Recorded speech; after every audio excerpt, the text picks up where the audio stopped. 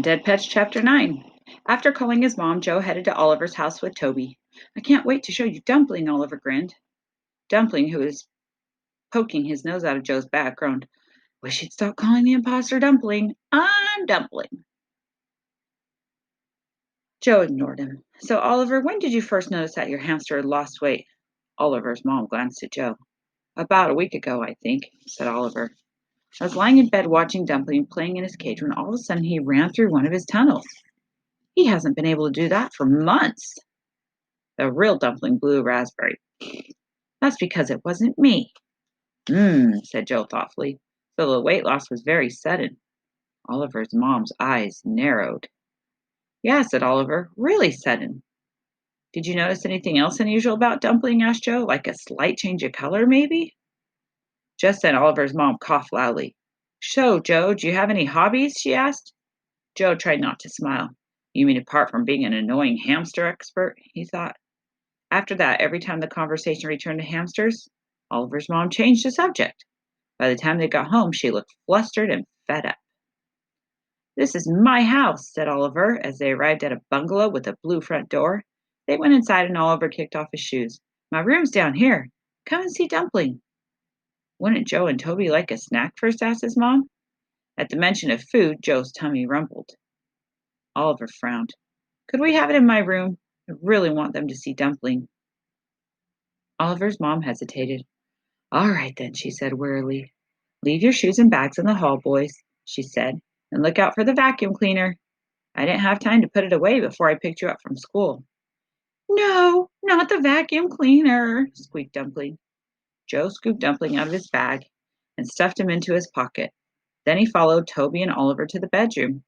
Sitting on a low table under the window in Oliver's room was the hamster cage. Wow, thought Joe. It was 3 stories tall, all of the levels connected by colorful plastic tubes. And on the ground floor, fast asleep in a nest of wood shavings, was Dumpling, the new Dumpling. Dumpling wriggled around in Joe's pocket. I can't see. Put me down. There's the new house and the new Dumpling sleeping right down there. He took the hamster out of his pocket and set him on the table without the others noticing. He looks nothing like me, said the real Dumpling. Totally different. It was true. They did look different. But that was mostly because the real Dumpling was now a zombie hamster, complete with a green tinge and big staring red eyes. Oliver crouched down and looked at his new hamster. He's great, isn't he? Toby grinned. Yeah, he's really cool. When are you going to tell him? Asked Dumpling.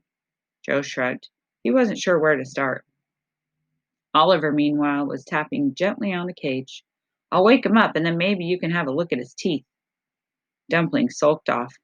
He'd spotted something familiar on top of Oliver's dresser. His old treat box. He started to scale the dresser like a rock climber. Oliver reached into the cage and took out the sleepy hamster. Want to hold him? As Joe stroked the hamster's fur, he decided that still alive hamsters were definitely better than moaning undead ones. The little creature opened its eyes and snuffled Joe's hand. He's probably looking for treats, Oliver grinned. Huh? Growled the real Dumpling, who was now halfway up the dresser. How do his teeth look? Asked Oliver. Joe wasn't sure how to check. None of the books had told him how to make a hamster open its mouth. I'll just give him a minute to get used to me, said Joe. Then I'll try to take a look. There's Joe petting the new hamster. So what do you think's going to happen? Joe's liking the new one. Oliver nodded. Okay, but do you think he looks healthy? I keep trying to make him eat more to build him up again, but he's just not as hungry as he used to be. His eyes are bright and his coat is shiny, said Joe, repositioning his hands as the new Dumpling ran from palm to palm.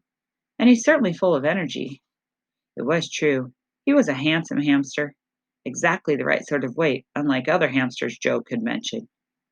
Just then, Joe heard a munching sound. He looked over to see the real Dumpling sitting on the top of the dresser, stuffing his face with little green treats. And then something else caught Joe's eye, a framed photo perched on the dresser. Still holding the new hamster in his hands, Joe walked over to take a look. Is that you and Dumpling? Oliver nodded. That was us last Christmas. Joe peered at the picture, then looked at the new hamster. He could see that even without the red eyes and green tinge, the Dumpling in the picture looked very different from the new hamster. Wow, Dumpling does look different now, doesn't he? Joe held the new hamster next to the photo. Look at the color of his fur. It's lighter, isn't it? Even his nose is different.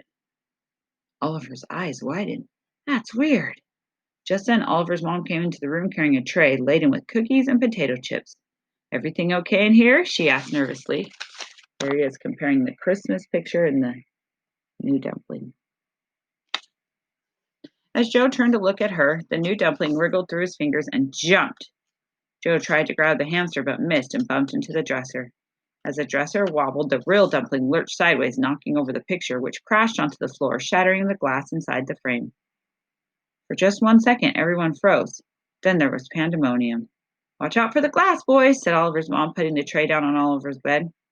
You've got nothing on your feet. But Oliver wasn't listening. Where's Dumpling? I can't see him. Which one? Said Joe without thinking. Catch him, cried Oliver as the new dumpling scuttled around their feet. Mind the glass, Oliver's mom yelled. And Joe had an idea.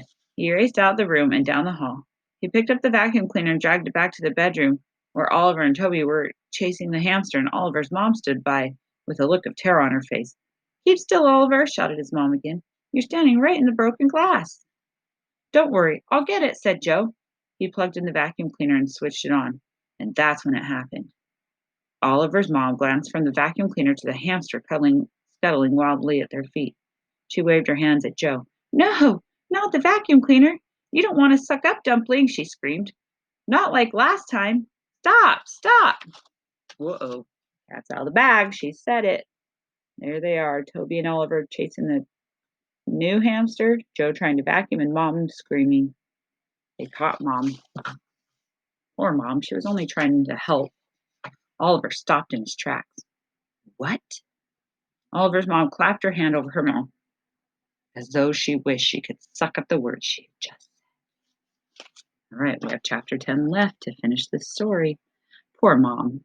She was trying to be a good mom. She just made a bad mistake.